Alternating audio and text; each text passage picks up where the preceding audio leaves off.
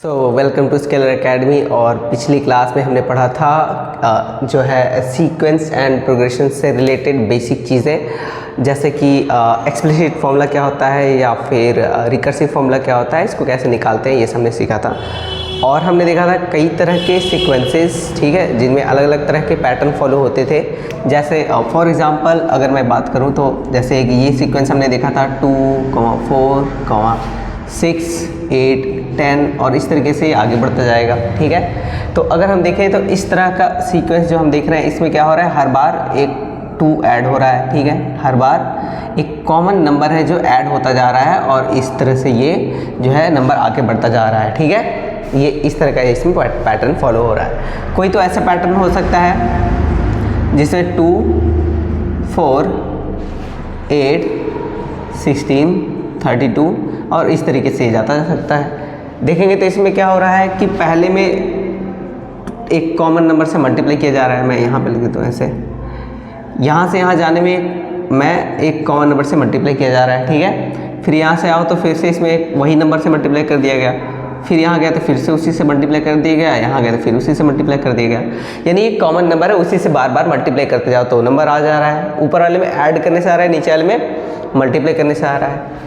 चौथा देखो, तीसरा ये एक तरह का नंबर है, ये इसका इन्वर्स कर लेते हैं, यानी 1/2, 1/4, 1/6 और 1/8 और इस तरीके से आगे जाता जाएगा, ठीक है। पहला वाला जो है वही है, देखो 2 ऐड किया, 2 ऐड किया, 2 ऐड किया, 2 ऐसे ऐड करते जा रहे हैं, लेकिन ये इन्वर्स फॉर्म में है। तो एक ये पैटर्न हमारा हो सकता है, ठीक है।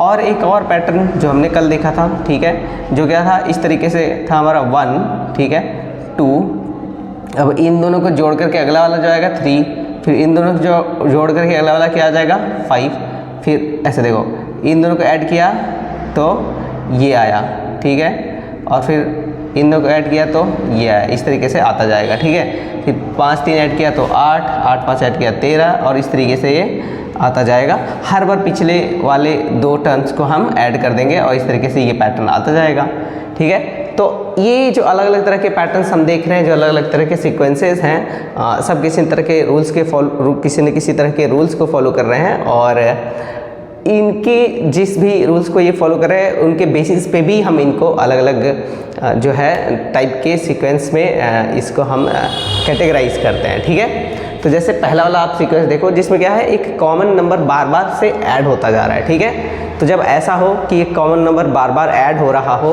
तो इस तरह के सीक्वेंसेस को हम क्या बोलते हैं, इनको हम बोलते हैं अरिथमेटिक प्रोग्रेशन।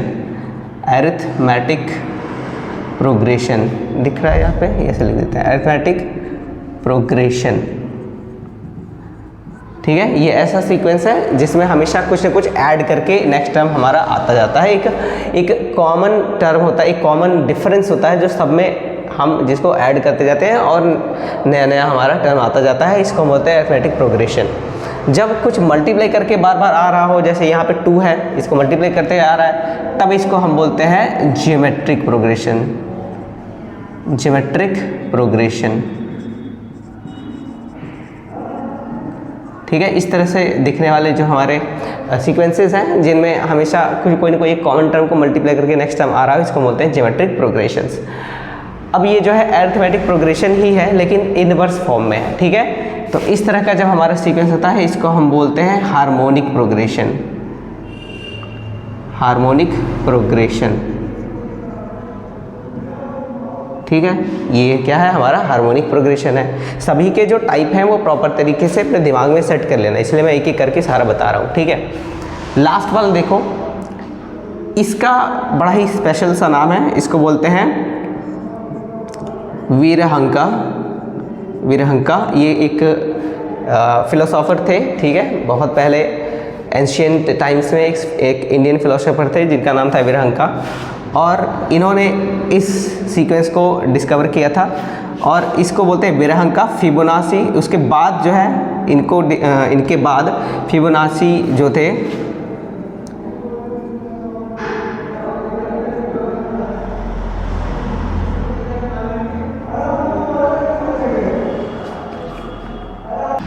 तो ये वाला जो सीक्वेंस है इसको सबसे पहले वीरहंका ने डिस्कवर किया था, ठीक है, एंशियंट टाइम्स में इंडिया में। और फिर इटालियन जो मैथमेटिशियन है जिनका नाम है फिबोनाची, इन्होंने भी इस पर काफ़ी सारा वर्क किया है, ठीक है। इनके बहुत सारे डॉक्यूमेंट्स भी अवेलेबल हैं, ठीक है। हाँ, इन्होंने जो विरहंका थे एक्चुअल में ये क्या कर, इन्होंने कैसे इसको डिस्कवर किया था, ये जैसे है संस्कृत पोएट्री वगैरह करते थे तो उसमें राइमिंग करते हुए इन्होंने इस नंबर को डिस्कवर किया था, ठीक है। उसके बाद जो फिबोनाची है इन्होंने इस पर प्रॉपर बहुत ही रिगरस मैथमेटिक्स जो है इस पर रिसर्च किया था और इसके बाद बहुत सारे पेपर्स रिलीज़ किए थे, जिसमें से कि काफ़ी सारे डॉक्यूमेंट हमारे पास अवेलेबल हैं फिबोनाची के किए हुए, ठीक है। कई बार ये जो सीक्वेंस है इसको जैसे यहाँ पे लिखा गया है 1 2, यहाँ से 1 2 से स्टार्ट हुआ है, कोई इस तरीके से भी स्टार्ट कर लेता है 1 1 2 3 और 5 8 इस तरीके से।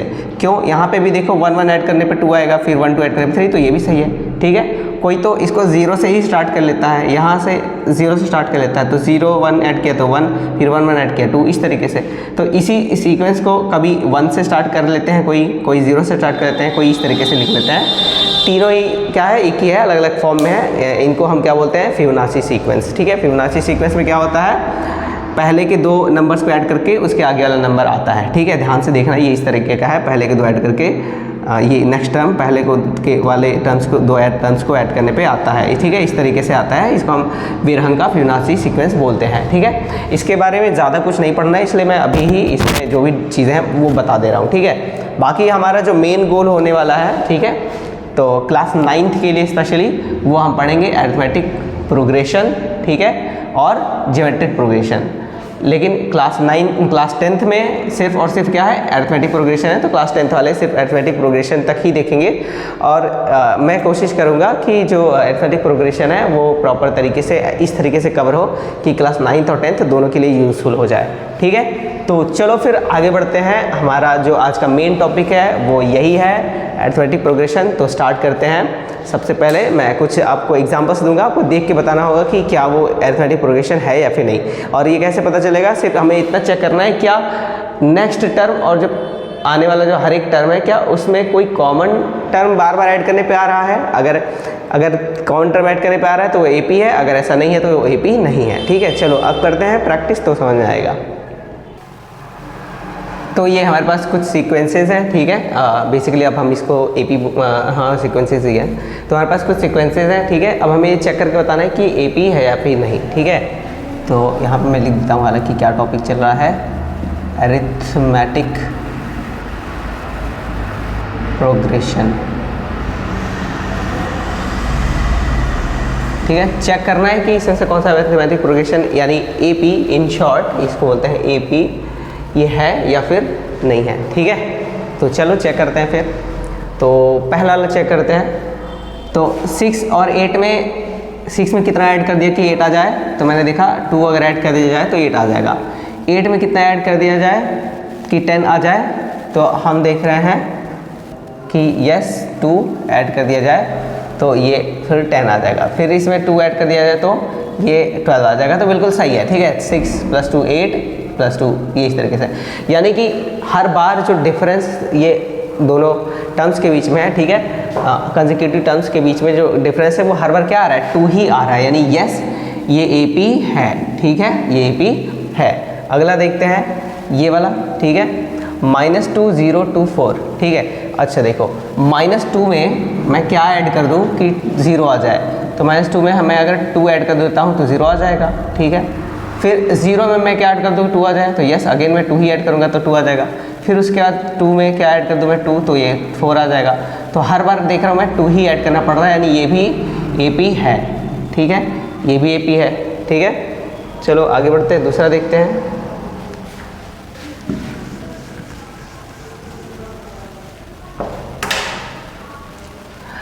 ये वाला देखते हैं, यहाँ पे -10 और -7 और -4 इस तरीके से लिखा हुआ है। तो -10 में बताओ मैं क्या ऐड कर दूँ कि -7 आ जाए, ठीक है, क्या ऐड कर सकता हूँ। तो देखेंगे तो यहाँ पे हम अगर मैं 3 ऐड कर दूँ तो ये -7 बन जाएगा, ठीक है।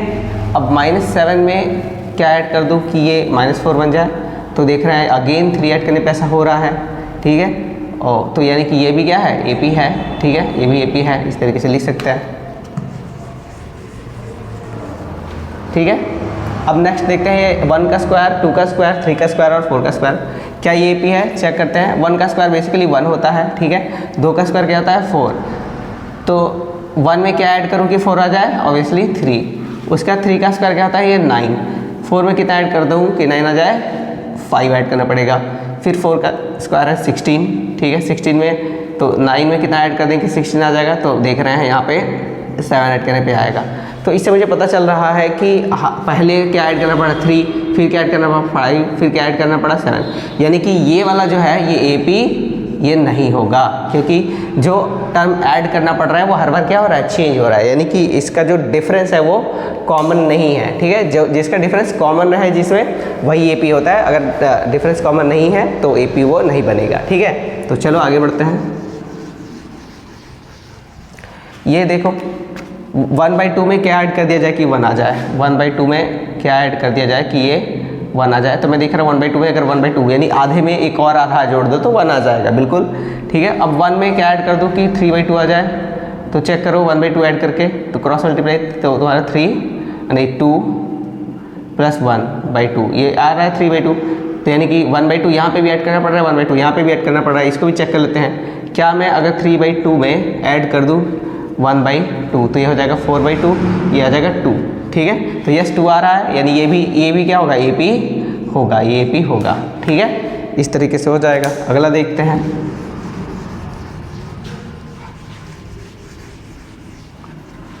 अब ये चेक करता है, लिखा है -1/2, ठीक है।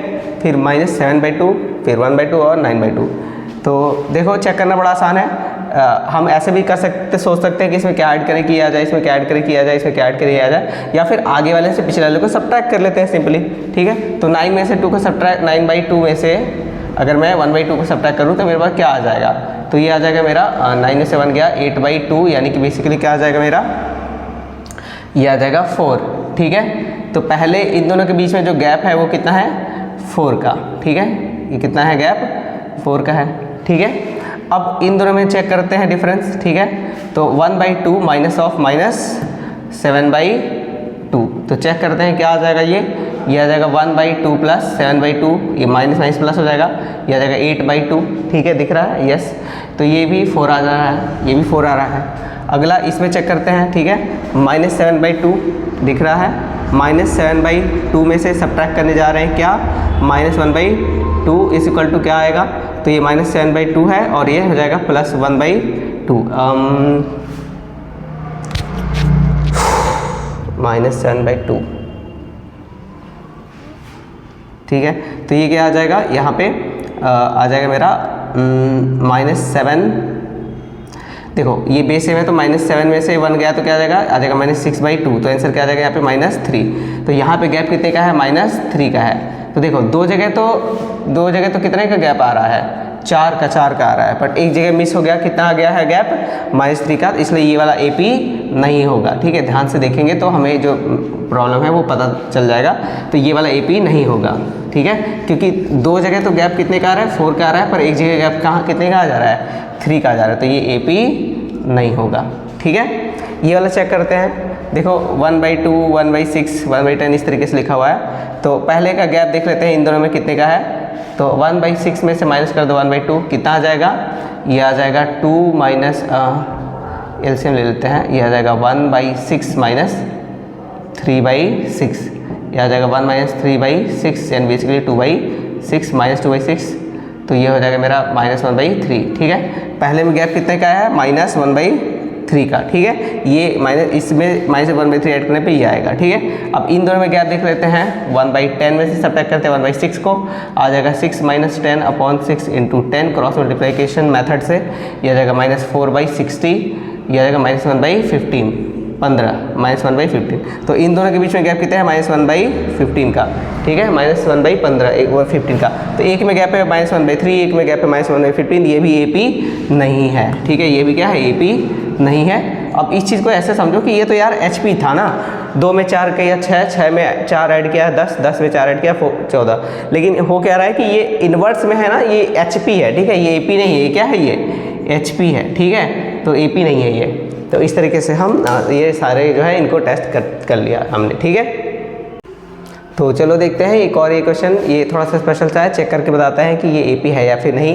तो देखो एपी चेक करने के लिए अगेन देखने में लग रहा है कि यहाँ पे 2 में क्या ऐड किया 6 तो 8 आया, फिर 8 में तो 10 ऐड करने पे 18 आएगा। तो ये सीक्वेंस से ऐसा नहीं लग रहा है कि कॉमन डिफरेंस इसमें है, ठीक है। लेकिन अगर ध्यान से इसको देखें तो ये क्या लिखा हुआ है, लिखा हुआ है √2।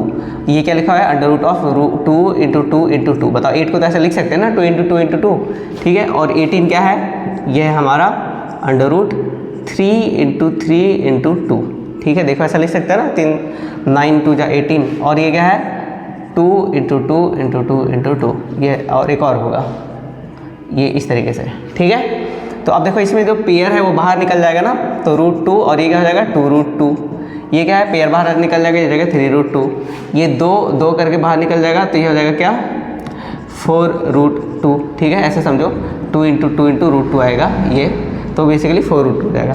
तो अब अगर हम इसको देखें ध्यान से तो इसमें कितने का गैप है, √2 का गैप है। अगर मैं √2 में √2 ऐड कर दूँ तो ये 2√2 हो जाएगा, ठीक है। और 2√2 में अगर मैं एक और √2 ऐड कर दूँ तो ये 3√2 हो जाएगा। इसमें अगर एक और √2 ऐड कर दूँ तो ये 4√2 हो जाएगा। यानी बेसिकली जो कॉमन डिफरेंस है वो सब में क्या है, √2 का है। यानी ये भी क्या है, एपी है। ऐसे डायरेक्ट देखने में नहीं लगेगा लेकिन ये एपी है, ठीक है।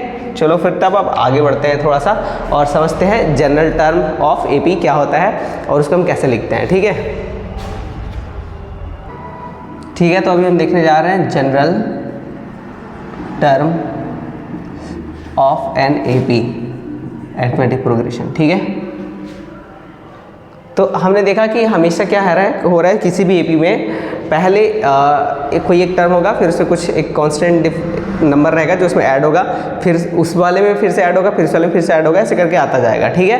तो इसको हम जनरल मैथमेटिकल फॉर्म में कैसे लिखेंगे, जैसे कि कोई भी जो कि एक ऐसा मेथड, एक ऐसा मतलब फॉर्म लिखना है जो हर एक एपी को रिप्रेजेंट करवा सके। तो मान लेते हैं कि जो कोई भी हमारा एपी है तो उसमें एक पहला टर्म होगा, उसको मान लेते हैं ए, ठीक है।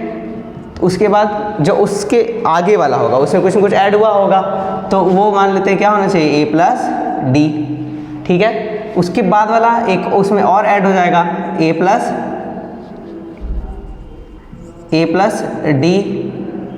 d, इस तरीके से 2 बार ऐड हो जाएगा, है कि नहीं। जो पिछला वाला है उसी में ना d ऐड करेंगे, है कि नहीं। इसमें a है, इसमें एक नंबर ऐड कर दिया, अब इस वाले में फिर से वही नंबर ऐड करेंगे, इस तरीके से देखो a + d पे d, ठीक है।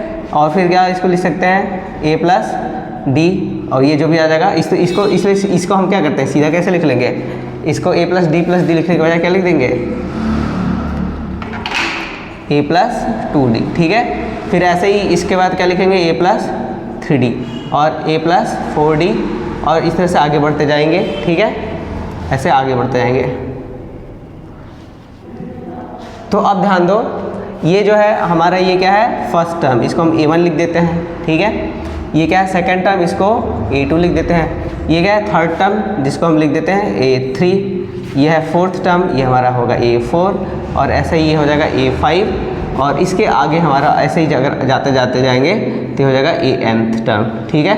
यहाँ पे anth टर्म क्या होगा ये अभी हम सोचेंगे, ठीक है। फिलहाल अभी मैंने x को नहीं लिखा है, पर ऐसे समझो कि इस तरीके का यहाँ पे हमारा सीक्वेंस बन रहा है, ठीक है। तो अगर ध्यान से देखोगे तो a क्या है हमारा फर्स्ट टर्म है, सेकंड टर्म क्या है a + d है, ठीक है। इसमें एक बार d ऐड हुआ है, कितनी बार, एक बार d ऐड हुआ है, ठीक है।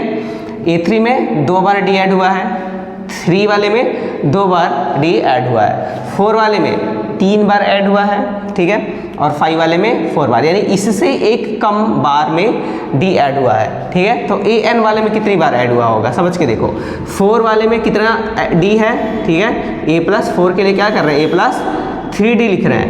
5 के लिए क्या लिख रहे हैं, a + 4d लिख रहे हैं। इसी तरह an के लिए क्या लिखेंगे, a + n नहीं n-1d ऐसे लिखेंगे। इसलिए जो हमारा अरिथमेटिक प्रोग्रेशन होगा उसका कॉमन टर्म ऐसा लगेगा a + n-1d जैसा, ठीक है। ये हमारा कॉमन टर्म होगा, या फिर कह सकते हैं जनरल टर्म होगा किसी भी एपी का। एक जो हमारा एपी है तो उसके सारे टर्म्स जो होंगे वो कुछ इस प्रकार से लिखे जाएंगे a + n-1d, जहाँ पे n क्या होगा, एक नेचुरल नंबर होगा। n की वैल्यू अगर मैं 1 रख देता हूँ तो हमारा ये वाला आ जाएगा, ठीक है। 1 रखते ही ये 1 - 1 0 हो जाएगा, ये पूरा खत्म हो जाएगा, सिर्फ a बचेगा, ठीक है। तो a1 रखोगे तो a1 आ जाएगा, n की वैल्यू 1 रखोगे तो a1 आ जाएगा, n की वैल्यू 2 रखोगे तो a2 आ जाएगा, n की वैल्यू 3 रखने पे a3 आ जाएगा। और इस तरीके से ये सारे टर्म्स को एक साथ हम रिप्रेजेंट करवा सकते हैं सिर्फ एक वैल्यू से, जो हमारा an इक्वल टू क्या है, ये है a plus n minus 1d। ठीक है, तो ये हमारा मेन जो है nth टर्म का फॉर्मूला है, ये या रिप्रेजेंटेशन है nth टर्म के लिए। ठीक है, nth टर्म का रिप्रेजेंटेशन कह सकते हो या फॉर्मूला, या फिर एक्सप्लिसिट फॉर्मूला भी कहा जा सकता है। ठीक है, तो यही हमारा ये फॉर्मूला है जो हर एक टर्म को रिप्रेजेंट करता है। तो हमारे पास आ गया है nth टर्म का फॉर्मूला, जो कि हमारा क्या है, an is equal to a plus n minus 1d। ठीक है, n माइनस 1d, ये हमारा है nth टर्म के लिए फॉर्मूला, जो हर एक AP के लिए यूज़फुल है, हर एक AP को रिप्रेजेंट करता है। ठीक है, जहाँ पे an क्या है, ये है nth टर्म। ठीक है, nth टर्म जो हमें निकालना है। ठीक है, और a क्या है, ये है फर्स्ट टर्म, a है फर्स्ट टर्म। ठीक है, n क्या है, ये है natural number, natural number representing the term.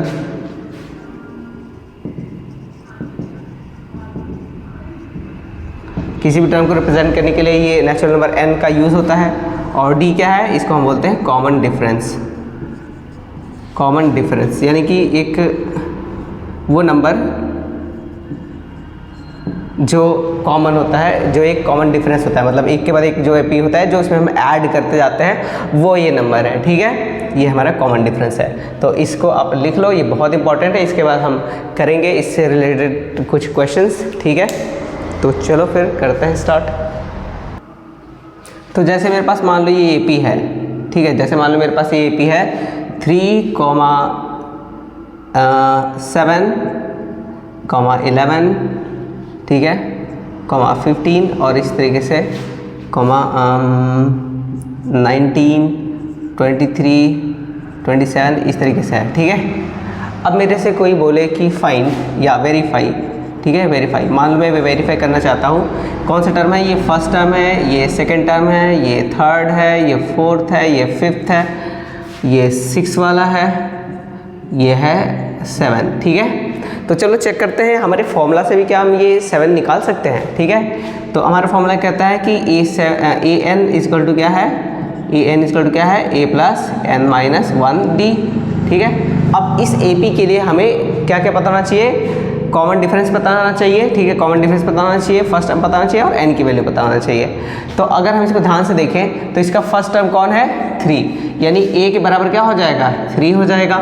उसके बाद n यानी हमको कौन सा टर्म चाहिए, हम 7th टर्म निकालना चाहते हैं। ठीक है, तो n की वैल्यू क्या हो जाएगी, 7। हम 7th टर्म यानी ये 27 को वेरीफाई करना चाहते हैं, तो 7th टर्म निकालना चाह रहे हैं, तो n की वैल्यू यहाँ पे क्या होनी चाहिए, 7। ठीक है, और देखो कॉमन डिफरेंस क्या है, देखो क्या ऐड करके बार बार आ रहा है, ये इसमें +4 ऐड हुआ है तब ये 7 हुआ है, फिर +4 ऐड हुआ है, तो इस तरीके से ऐड हो जा रहा है 4, तो कितना जा रहा है, ये आगे बढ़ता जा रहा है। ठीक है, यानी कॉमन डिफरेंस जो d है, ये इस वाले AP में क्या होना चाहिए, 4 होना चाहिए। अब सारी वैल्यूज रखो और ये हमारा A7 निकाल के दे देगा, यानी 7th टर्म।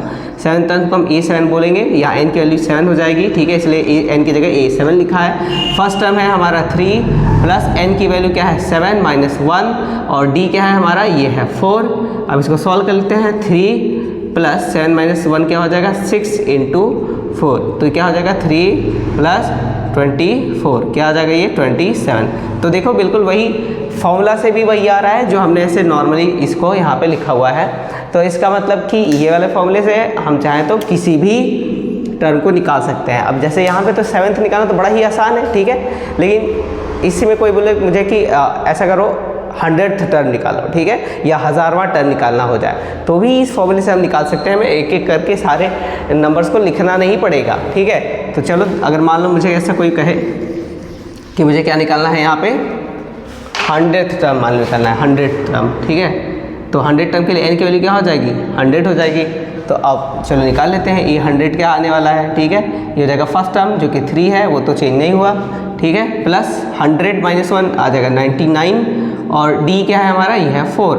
इसको सॉल्व कर लेते हैं, 3 प्लस 98 का मल्टीप्लाई कर लो इसमें 4 में, तो कितना आ जाएगा, ये आ जाएगा 396। ठीक है, तो इसको ऐड कर लेते हैं, आ जाएगा 399, ये हमारा क्या हो जाएगा, आंसर हो जाएगा। यही हमारा कौन सा होगा, ये 100th टर्म होगा। यानी कि यहाँ से पहला, दूसरा, तीसरा, चौथा, पाँचवा, ऐसे करते करते 100 नंबर पे कौन होगा, 100 नंबर पे कौन होगा, 399 होगा। ठीक है, 100 नंबर पे 399 होगा। ये हम बता पा रहे हैं बिना एक्चुअल में इस सब को लिखे। तो यही फ़ायदा है इस फॉर्मूले का कि हमको कोई भी जो टर्म है इसमें वो सब हमको एक ही बार में पता चल जाता है। आया समझ में, सब हम एक ही बार में हमको पता चल जाता है, इसलिए हम इसको यूज़ करते हैं। ठीक है, इस फॉर्मूले को अगर ध्यान दिया जाए तो जब मैं A100 निकाल रहा हूँ या A7 निकाल रहा हूँ, या फिर अगर मुझे कुछ और निकालना है जैसे कि A50 निकालना है, तो सब में बताओ क्या A तो 3 ही रहेगा ना, A में तो कोई चेंज नहीं होगा, और D भी क्या है 4 ही रहेगा। इस पर्टिकुलर AP के लिए बताओ क्या ये A और ये D जो है वो तो बदलेगा नहीं, कॉमन डिफरेंस फिक्स है और फर्स्ट टर्म भी फिक्स है। चेंज क्या होगा, बस ये n की वैल्यू चेंज होगी। मुझे कौन सा टर्म निकालना है वो मुझे बस पता होना चाहिए। ठीक है, तो इसलिए यहाँ पे जो ये फॉर्मूला लिखा हुआ है an = a + n - 1d, इसको और सिंपलर फॉर्म में हम कर सकते हैं, जहाँ पे कि a और d को की वैल्यू हम रख देंगे। ठीक है, तो जैसे मान लो मुझे कोई कहे कि पर्टिकुलरली इस फॉर्मूला के लिए अगर मैं an की वैल्यू निकालना चाहता हूँ या nth टर्म निकालना चाहता हूँ, ठीक है, nth टर्म निकालना चाहता हूँ इस वाले AP के लिए, सबके लिए नहीं। जो फॉर्मूला भी यहाँ पे हम निकालेंगे वो सबके लिए नहीं है, इस वाले AP के लिए होगा। ठीक है, तो देखो कैसे, यहाँ पे an निकालना चाहें तो a की वैल्यू हमें पहले से ही पता है, वो क्या है 3 प्लस n नहीं पता है, n आप रख लेना। ठीक है, अगर 100 निकालना होगा 100 रख लेना, 50 करना होगा तो 50 रख लेना, और अगर nth करना है तो n ही रहने देंगे। आया बात समझ में, तो इसको n ही रहने दे रहे हैं क्योंकि मैं चाहता हूँ कि एक जनरल टर्म निकल के आए जहाँ पे सिर्फ और सिर्फ n की वैल्यू रखते ही मेरा आंसर आ जाए। ठीक है, तो यहाँ n रहने दिया और d की वैल्यू 4 लिख लिया। ठीक है, अब इसको सॉल्व करोगे तो ये आ जाएगा 3 + 4n - 4। सॉल्व करने पे 3 में से ये जाएगा -4 तो कितना आ जाएगा 4n - 1, इस तरीके से आ जाएगा। तो an की वैल्यू क्या आ गई है 4n - 1। ठीक है, दिखाई दे रहा है 4n - 1। इस तरीके से हमारा an क्या आ जाएगा, ये आ जाएगा 4n - 1। तो अब करना क्या है, अब चुपचाप हम चाहेंगे तो सिर्फ इस फॉर्मूले को यूज़ करके बार बार से हम कोई सा भी टर्म निकालना है तो आराम से निकाल सकते हैं। जैसे मान लो मुझे 50 टर्म निकालना है, 50वां टर्म निकालना है, कुछ नहीं करना है, ये 50 = क्या लिख देंगे, n की जगह 50 लिख देंगे। 4 × 50 - 1 कितना आ जाएगा, ये आ जाएगा 200 - 1, यानी कि ये आ जाएगा 199। देखो बहुत ही आसानी से ये आ जाएगा। ठीक है, ये क्या है, ये जो फॉर्मूला है जो तुम देख रहे हो जनरल टर्म ऑफ AP, ये हर एक AP के लिए है। AP कोई सा भी हो, अगर अरिथमेटिक प्रोग्रेशन है तो ये वाला फॉर्मूला हम nth टर्म निकालने के लिए यूज़ कर सकते हैं। लेकिन ये जो अभी हमने निकाला है ये सिर्फ और सिर्फ इस वाले AP के लिए, ठीक है, एक्सक्लूसिवली इस वाले AP के लिए है, इसलिए इसको हम क्या बोलते हैं, explicit formula for nth term. ठीक है, explicit formula for nth term, ये एक्सप्लिसिट फॉर्मूला है इस वाले AP के लिए। अब ये जो तुम देख रहे हो ये हर AP के लिए अलग अलग आएगा। ठीक है, हर AP के लिए अलग अलग आएगा और वो इसके हेल्प से ही हम लेके आएंगे। ये सबके लिए है और ये अलग अलग AP के लिए अलग अलग होगा। इसको हम एक्सप्लिसिट फॉर्मूला बोलते हैं। क्वेश्चन में इस तरीके से कहेगा कि find the explicit formula for nth term of this AP। ठीक है, तो और एक दो क्वेश्चन हम करेंगे तो तुम्हें समझ आ जाएगा कि कैसे हम इसको करते हैं। ठीक है, तो आओ एक दो और सवाल कर लेते हैं इससे रिलेटेड, या फिर एग्जाम्पल ले लेते हैं। ठीक है, तो देखो यहाँ पे हमारा ये क्वेश्चन है। ठीक है, क्या लिखा हुआ है कि फाइंड द एक्सप्लिसिट फार्मूला, ठीक है, for nth term of the following AP and hence calculate 20th term. ठीक है, तो सबसे पहले एक्सप्लिसिट फार्मूला निकालेंगे इसका और फिर 20th टर्म कैलकुलेट करेंगे। तो अगर ध्यान से देखें तो एक्सप्लिसिट फार्मूला निकालने के लिए हमको क्या चाहिए, ये an = a + n - 1d। ठीक है, ये हमारा मेन फॉर्मूला है जो हर AP के लिए लगता है। अब इसमें मुझे क्या चाहिए, फर्स्ट टर्म चाहिए ही चाहिए, n की वैल्यू तो हम n ही रखेंगे क्योंकि फॉर्मूला निकालना है। अगर वैल्यू निकाली होगी तो 20 रख देना, फॉर्मूला निकालना होगा तो n रख देना, ये तुम्हारे ऊपर है। ठीक है, तो ये कर लेते हैं और d क्या है इसको भी कैलकुलेट कर लेते हैं। तो चलो फर्स्ट टर्म क्या है, ये तो है -6, फर्स्ट टर्म -6 है। उसके बाद गैप देखो -6 या किसी में से किसी को भी सब्ट्रैक्ट करोगे तो तुम्हारा कॉमन डिफरेंस आ जाएगा। तो मैं 3 में से 0 को सब्ट्रैक्ट कर देता हूँ तो मुझे दिख रहा है कि कॉमन डिफरेंस क्या आ जाएगा, ये आ जाएगा 3। ठीक है, तो 3 आ गया मेरा। अब इसे वैल्यू रख देते हैं तो an = क्या हो जाएगा, फर्स्ट टर्म -6 + n माइनस 1 और कॉमन डिफरेंस क्या है 3, ठीक है। सॉल्व करने में क्या आ जाएगा -6 प्लस 3n माइनस 3, और सॉल्व किया तो 3n माइनस 9, इस तरीके से आ जाएगा an। तो ये हमारा आ गया है एक्सप्लिसिट फॉर्मूला, जो कि क्या है an equal to 3n minus 9, ठीक है। 3n माइनस 9 हमारे क्या है फर्स्ट 3n माइनस 9 क्या है, ये हमारा एक्सप्लिसिट फॉर्मूला है nth टर्म के लिए। अब पूछ रहा है hence calculate the 20th term, तो चुपचाप क्या करेंगे n की जगह पे 20 रख देंगे तो 20th टर्म आ जाएगा। a20 इक्वल टू क्या आ जाएगा 3 इंटू 20 माइनस 9, कितना हो जाएगा 60 माइनस 9, यानी कि आ जाएगा 51। तो जो हमारा 20वां टर्म होगा यहाँ से -6 -3 0 और ऐसे करते करते 20वें नंबर पे कौन होगा, ये होगा 51, ठीक है। तो इस तरीके से देखो हम ये निकालते हैं एक्सप्लिसिट फॉर्मूला। nth टर्म निकालना हो तो सीधे सीधे इसमें n की वैल्यू रख दो, nth टर्म आ जाएगा जो कि तुम्हारा 20 अगर है तो यहाँ अगर मैं यहाँ पे n डायरेक्ट 20 रख देता तो फॉर्मूला की बजाय मेरा वही 51 आंसर आने लग जाता, ठीक है ना। लेकिन पहले फॉर्मूला इसमें बोला है निकालने के लिए, इसलिए मैंने पहले फॉर्मूला निकाला है, उसके बाद ये क्या है। हर एपी के लिए देखो अलग अलग होगा, देख रहे हो ये अलग आया ना इस बार, तो हर एक एपी के लिए जो एक्सप्लिसिट फॉर्मूला आएगा वो अलग आएगा अपने अपने उसके कॉमन डिफरेंस और फर्स्ट टर्म के हिसाब से। तो ये हमको करना रहता है। क्वेश्चन में इस तरह से आता है कि फॉर्मूला एक्सप्लिसिट निकाल के दो दिखाओ, या फिर ऐसे भी कहेंगे कि nth टर्म निकाल के दिखाओ, ठीक है। तो nth टर्म निकालने के लिए क्या करेंगे हम, अगर एपी दिया हुआ है तो फर्स्ट टर्म और कॉमन डिफरेंस की वैल्यू रख करके थोड़ा सॉल्व करेंगे और ये हमारा इस तरीके से nth टर्म का फॉर्मूला आ जाएगा, ठीक है। तो चलो आगे बढ़ते हैं फिर। तो ये देखो यहाँ पे एक और इस तरह का क्वेश्चन है, लिखा हुआ है which term of the AP 3, 8, 13 और 18, ये एपी है हमारा, इसका कौन सा टर्म है जो 88 है, ठीक है। इसका कौन सा टर्म 88 है ये हमें बताना है। तो देखो कैसे होगा, अगेन वही फॉर्मूला लगाएंगे जनरल टर्म का, जो कि क्या है an equal to a plus n minus 1 d, ठीक है। तो an जो हमारे क्या है 88 है, ठीक है। इसको मैं इस साइड उल्टा कर लेता हूँ, इसको ऐसे लिख लेता हूँ a plus n minus 1 d equal to an, जो कि हमारा क्या है 88 है इस केस में, ठीक है। अभी के लिए इसको रहने देते हैं, अब वैल्यू रखना शुरू करते हैं। इस एपी को ध्यान से देखते हैं, इसमें फर्स्ट टर्म क्या है, ये है 3, ठीक है। और कॉमन डिफरेंस क्या है देख के बताओ, तो कितना गैप आ रहा है, 3 में कितना ऐड कर दिया 5, ठीक है। 8 में ऐड किया 5, तो यानी 5 क्या है कॉमन डिफरेंस इसका क्या है 5 है, ठीक है। कॉमन डिफरेंस 5 है, ये दोनों आ गए तो अब आराम से काम हो जाएगा। तो देखो फर्स्ट टर्म क्या है, ये है 3 प्लस d क्या है n माइनस 1 और d क्या है 5 इक्वल टू 88। यहाँ पे क्या है n की वैल्यू मैंने नहीं रखी, क्यों, क्योंकि यही पूछ ही रहा है कि कौन सा टर्म जो है वो 88 है, तो n इसका मतलब मुझे नहीं पता है, मुझे n ही कैलकुलेट करना है, ठीक है। कौन सा nth की वैल्यू होगी, n की कौन सी वैल्यू होगी जिस पे 88 हो जाएगा। तो इसको सॉल्व करते हैं, ये हो जाएगा n minus 1 into 5 equal to 88 minus 3।